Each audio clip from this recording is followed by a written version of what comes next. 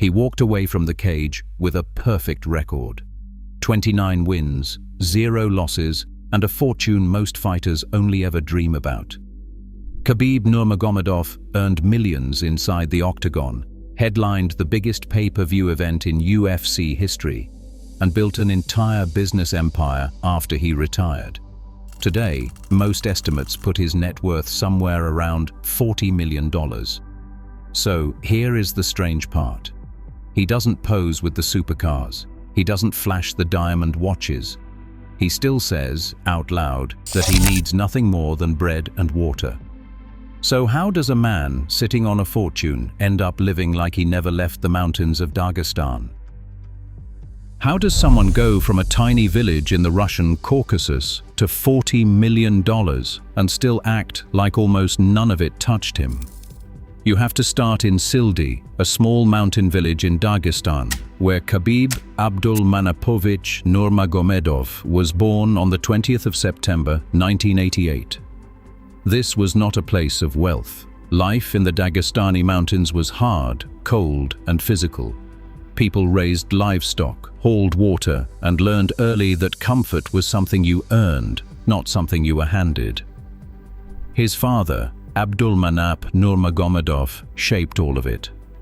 Abdulmanap was a decorated athlete, a military veteran, and one of the most respected combat sports coaches in the entire region. He turned the ground floor of the family home in Makhachkala into a training gym, and inside those walls he raised not just his own son, but a whole generation of fighters from across Dagestan.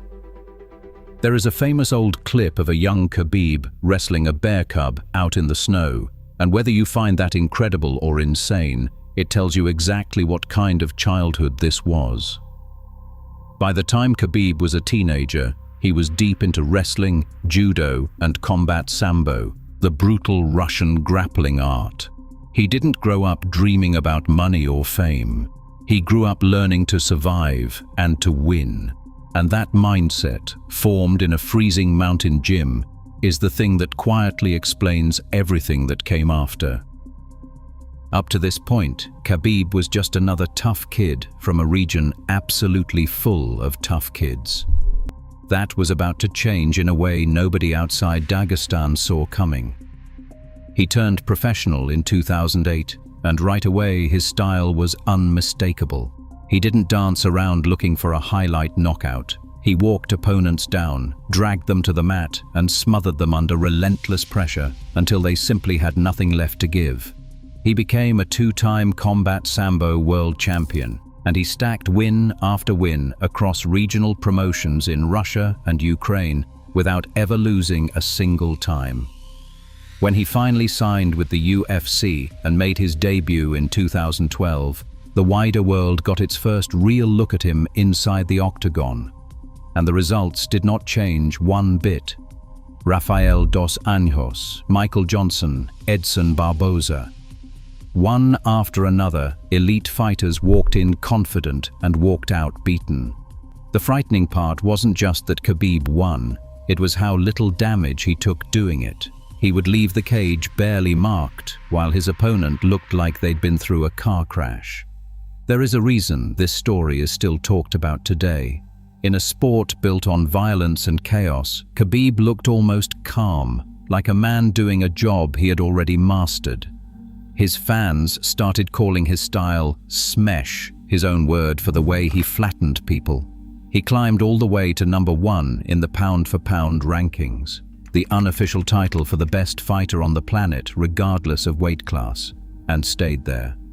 Fans spent years begging for a fight between Khabib and the other great of the division, Tony Ferguson, a matchup that got booked and fell apart so many times people started calling it cursed. It never happened. And yet, even without it, almost nobody disputes that Khabib retired as the greatest lightweight the UFC had ever produced.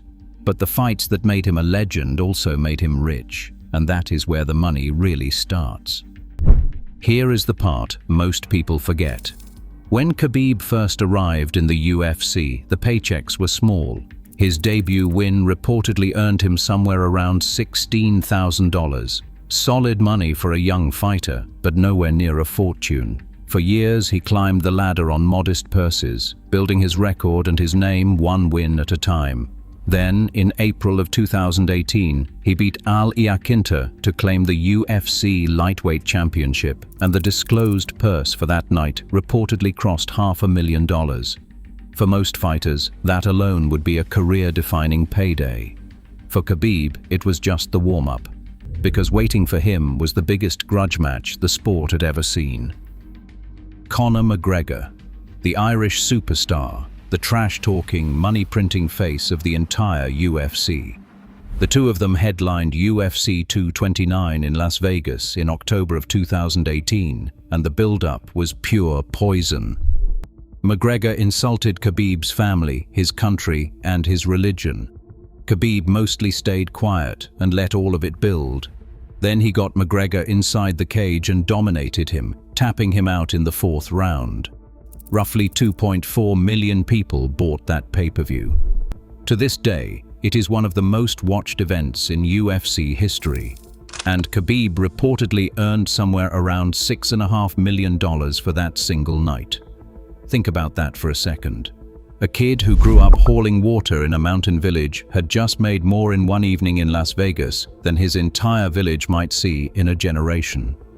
There was a dark footnote to that night. After the win, Khabib jumped the cage and a brawl broke out, and he was later hit with a fine of $500,000 and a suspension. It was the one moment his calm visibly cracked in public. But it did not slow the money down at all.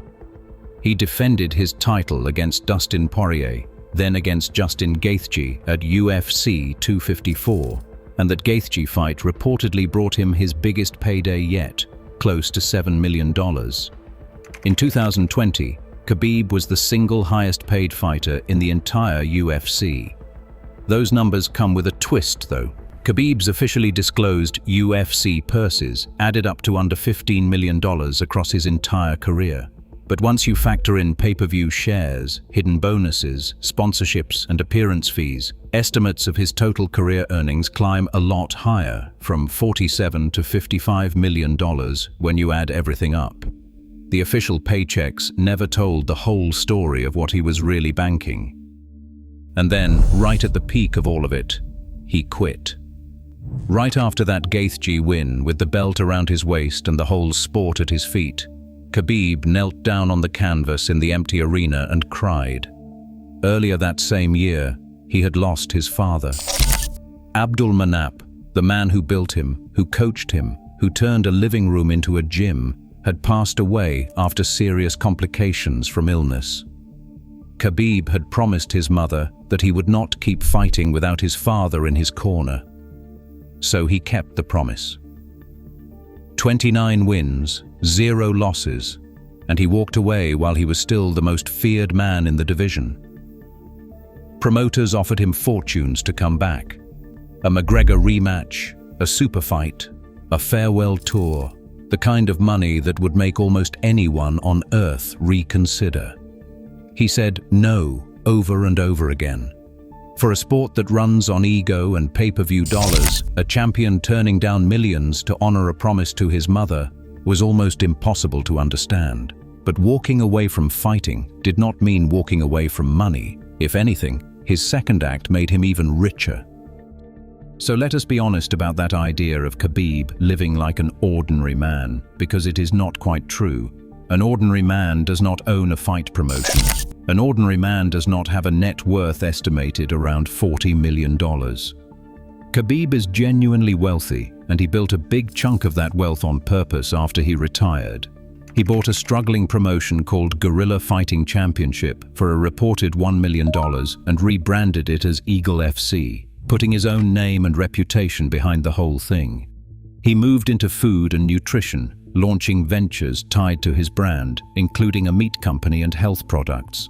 He signed major endorsement deals, and his partnership with Guerrilla Energy was described as one of the biggest sponsorship signings in Russian sports history. He had already worked with names like Reebok and Toyota during his fighting career. And according to his manager, Ali Abdelaziz, Khabib earns serious money simply from speaking engagements and public appearances all over the world. So no, this is not a story about a poor, simple man. This is a story about a very rich one, which makes what he actually does with that money and how he chooses to live even more interesting. Despite the fortune, Khabib never built the life you would expect a $40 million athlete to build. He didn't move to Dubai or Los Angeles to chase the celebrity lifestyle. He stayed rooted in Dagestan, in the same region that raised him. He married his wife, Patimat, back in 2013, a woman he had known since childhood, and he kept his family almost entirely out of the public eye. She doesn't do interviews. She doesn't run public businesses. Their children grow up away from the cameras. In an era where athletes sell every private moment for clicks, Khabib treated his family life as something that simply wasn't for sale. His faith sits at the center of everything. Khabib is a devout Muslim, and he talks about humility and gratitude the way other fighters talk about knockouts. He has said plainly that he needs only water and bread, that he is a mountain guy at heart. He has said that no matter how successful you become, you should always stay humble. Out of most celebrities' mouths, lines like that sound like marketing. Out of a man who genuinely grew up hauling water in a freezing village, they land completely differently. And this is the detail that explains the whole contradiction. For Khabib, money was never the scoreboard. He said it himself many times over. He did not fight for the money. He fought for his legacy, for his father, for his people, and for the region that made him who he is. The fortune was a byproduct of being the best, not the thing he was chasing. So when the fighting finally stopped, the wealth kept growing, but the man underneath it stayed pointed at the exact same things he cared about at the very start. If you're enjoying this one, take a second to subscribe, because we break down the real stories behind the world's biggest athletes every single week. Now, by the time Khabib settled into retirement, his influence had quietly grown bigger than his bank account. He turned his attention to coaching, mentoring the next wave of fighters coming out of the same Dagestani system his father had built in that little gym. The biggest name was Islam Makhachev, his close friend and longtime training partner, who went on to become UFC lightweight champion himself, with Khabib standing right there in his corner. He helped guide relatives like Usman Nurmagomedov and Umar Nurmagomedov as they climbed their own divisions. Khabib stopped being a single great fighter and became the face of an entire pipeline of champions. Think about what that really means. The most valuable thing Khabib built after retirement wasn't a company or an endorsement deal. It was people. He took the system his father created in a cold mountain gym and turned it into a machine that keeps producing world-class fighters years after he stopped competing. That is a completely different kind of wealth, and it is the kind he seems to care about the most. Eventually, he stepped back even from the day-to-day coaching, choosing to spend more time on family and business, on his own terms and at his own pace. No promoter could buy him back into the cage. No paycheck could pull him away from the life he had quietly decided he actually wanted. So, back to the question we started with. How does a man worth around $40 million end up living like he never left the mountains? The answer is that he never really did leave, not in the way that counts. The supercars and the mansions and the constant flexing were never the prize for him. Khabib measured success by his record, his promise to his family, his faith, and the fighters he helped raise. The money showed up because he was simply the best in the world at what he did, and then he refused to let it change who he was. He still calls himself a mountain guy who needs nothing more than bread and water. Except now, that line isn't about being poor. It might be the most expensive thing a rich man can say and actually mean. 29 and 0, a fortune in the bank, and a man who walked away from all of it with his head down and his promise kept.